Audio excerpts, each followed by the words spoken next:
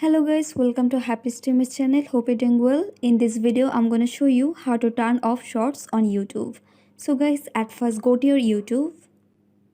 And guys, let me tell you something that there is no particular way to turn off these shorts settings. But you can do one thing, and that is just go to any shorts.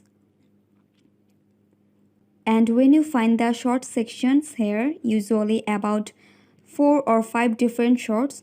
So if you want to turn off these shorts, then you have to tap on the three dot icon in the upper right side corner of each of the shorts. And if you select those shorts, then select not interested. And that time that short will disappear.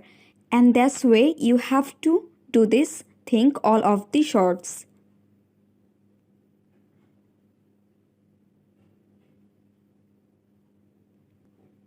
And then there will be no longer shorts anywhere. So guys, I hope this method will help you a lot. So guys, that's it. That's how you can do it. So guys, I hope this video was helpful to you. If it was, then please give a thumbs up and hit the subscribe button. And thanks for watching the video.